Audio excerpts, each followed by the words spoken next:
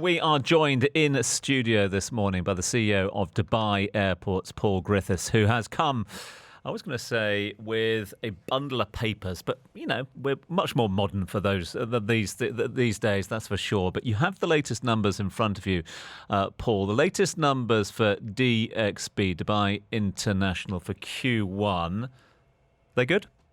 They're very good indeed, Tom. Yes, 23 million, up 8.7% year on year. Average monthly traffic during Q1, 7.66 million.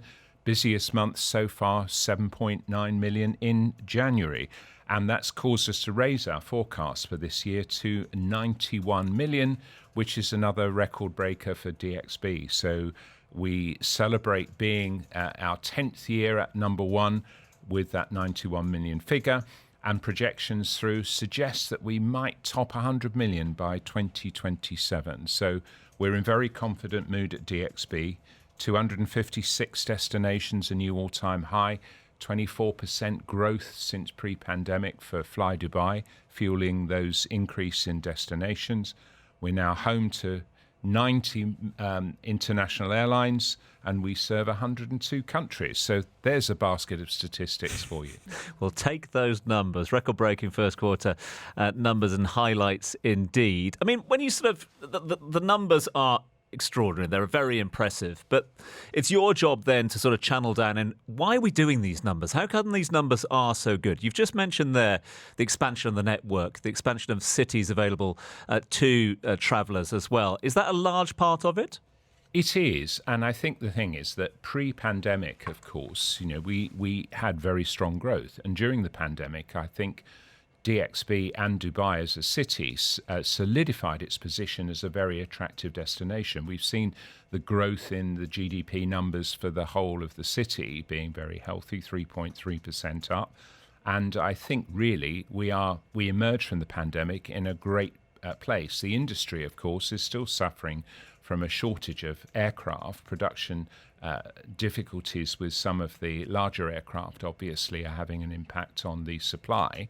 So we're in that honeymoon position at the moment where demand's been extraordinary. There's nothing better to boost demand than taking it away for a couple of years that we saw. So we're still riding that crest. We, of course, are seeing huge growth in the local economy.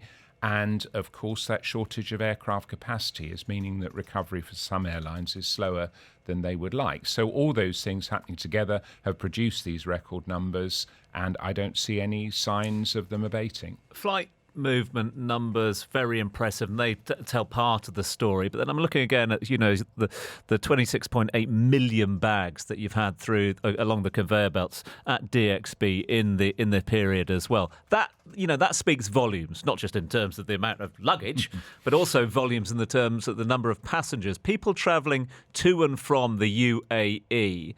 UAE, DXB, aviation in general, is doing well at attracting talent. Is that a good thing? That's absolutely right. This is the epicenter of the industry, after all.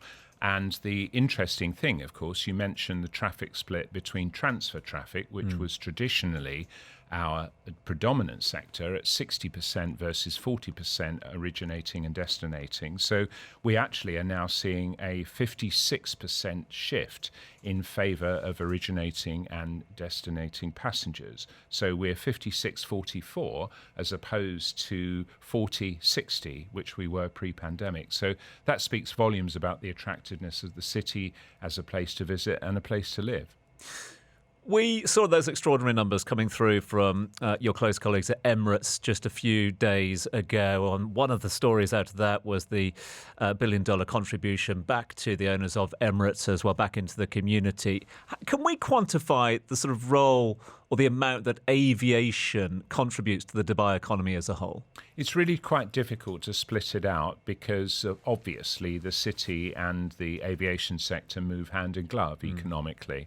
And, of course, there are major contributors, obviously. Emirates being the largest single airline at DXB is a major contributor. But, of course, the growth of Fly Dubai is a big contribution. And the 11% increase we've seen in foreign airline increases in traffic have also made a contribution. So everyone, I think, does their part. And, of course, our numbers on the back of this are reflecting the fact that, of course, we've had huge growth in productivity. When I arrived 17 years ago, we had 30 million passengers and we had 5,500 staff. Now we've got a forecast this year of 91 million and we've got 1,700 staff. So, huge growth in efficiency.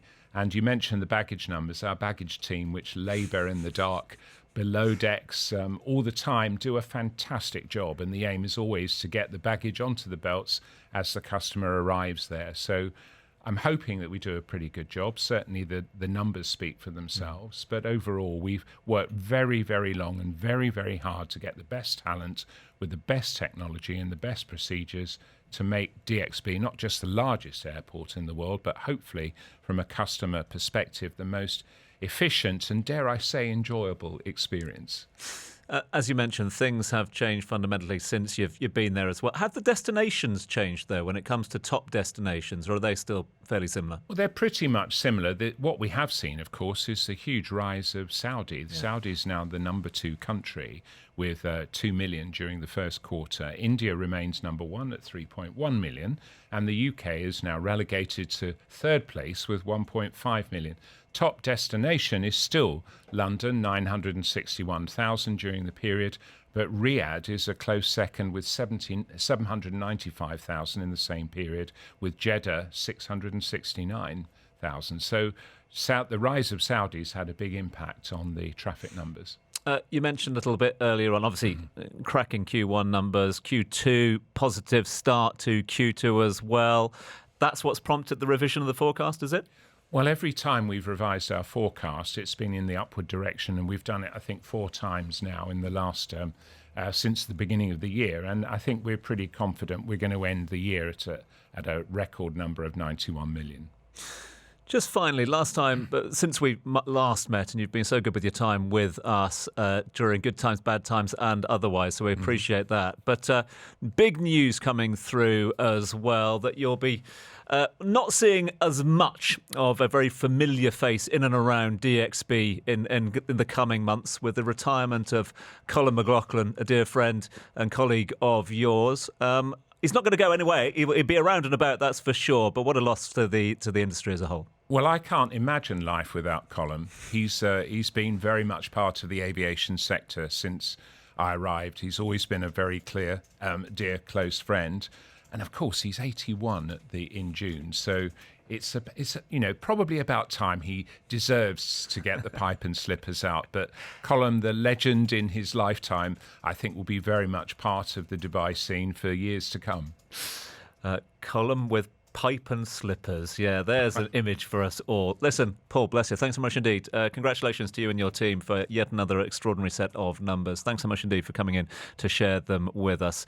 And thank you for your time this morning. Thank you.